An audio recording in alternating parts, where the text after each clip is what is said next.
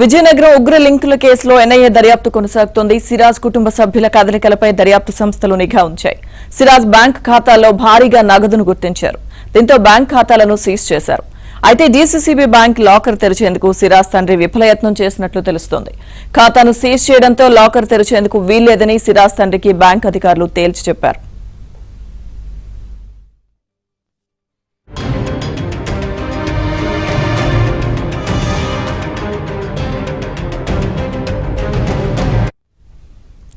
విజయనగరం ఉగ్ర లింకుల కేసులో ఎన్ఐఏ దర్యాప్తు కొనసాగుతుంది. దర్యాప్తుకు సంబంధించిన పూర్తి అప్డేట్స్ మా ప్రతినిధి శ్రీనివాస్ అందిస్తారు.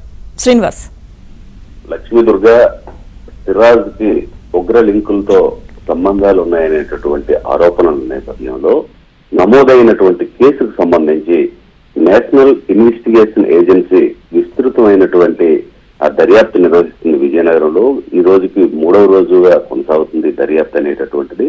అయితే పేరు చెప్పడానికి నిరాకరించినటువంటి ఒక బ్యాంక్ అధికారి మనకి ఇచ్చిన సమాచారం ప్రకారం డీసీసీబీలో వీళ్ళకి ఖాతా ఉంది. అయితే ఈ ఖాతాలోని భారీగా నగదు జమ అయినట్టు నిర్ధారణ కూడా రావడం జరిగింది. ఈ నేపథ్యంలోనే ఈ తాలూకా సిరాజ్ తాలూకా తండ్రి పేరుని డీసీబీలో ఒక లాకర్ కూడా ఉంది. ఈ కేసు ఎప్పుడైతే పరిశోధన విస్తృతమవుతున్నటువంటి దశలో ఆ సిరాజ్ తండ్రి ఆ బ్యాంకు తాలూకా లాకర్ ను ఓపెన్ చేయడానికి చాలా ప్రయత్నం చేసినప్పటికీ అది ఓపెన్ చేయడానికి కుదరదని దాన్ని సీజ్ చేయడం జరిగిందని కూడా బ్యాంక్ అధికారులు స్పష్టం చేశారు. ఒకే ఖాతాలో సుమారు 42 లక్షల వరకు నగదు జమ అయినట్టు కూడా గుర్తించడం జరిగింది. సిరాజ్ తో పాటు సిరాజ్ తండ్రి ఏఎస్ఐగా పనిచేస్తున్నారు. అయితే ఆ సిరాజ్ తాలూకా సోదరుడు కూడా కానిస్టేబుల్ గా ఎస్టీఎఫ్ లో పనిచేస్తున్నారు. వీరి కదలికలపైన కూడా నిఘా సంస్థలు పూర్తి స్థాయిలో దర్యాప్తు నిర్వహించడం జరుగుతుంది.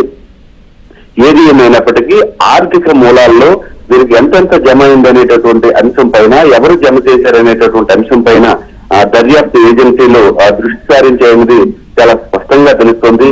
ఈ కేసుకు సంబంధించి ఇప్పుడు విశాఖపట్నంలో ఉండేటటువంటి ఎన్ఐఏ కోర్టుని ఆశ్రయించాలనేటటువంటి విషయంలో కూడా విజయనగరం జిల్లా పోలీసులు ఒక అంశానికి ఒక కొలిక్కి రావడం జరిగినట్టు మనకి ప్రాథమికమైనటువంటి సమాచారం అందుతుంది. లక్ష్మీదుర్గ ఈ రోజు కూడా దర్యాప్తు కొనసాగుతుంది.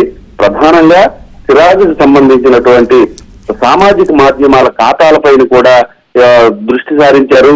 అందులో ఆయన ఎవరితో చాటింగ్ చేశారు, ఏ అంశాలపైన ఎవరితో మాట్లాడారు, ఆంధ్రతో పాటు తెలంగాణ, కర్ణాటక, మధ్యప్రదేశ్ ఈ రాష్ట్రాల్లో ఉండేటటువంటి వీరి తాలూకా నెట్వర్క్ అంతటిని కూడా క్రోడీకరించి వీళ్ళు ఏ విధమైనటువంటి సంభాషణలు కొనసాగించారు, చాటింగ్ ఏం చేశారు అనేటటువంటి అంశాలపైన కూడా ఆ దర్యాప్తు సంస్థలు పూర్తిగా పరిశీలన చేయడం జరుగుతుంది. లక్ష్మీదుర్గ మరి కాసేపట్లో మరిన్ని వివరాలు తెలిసే అవకాశం ఉంది.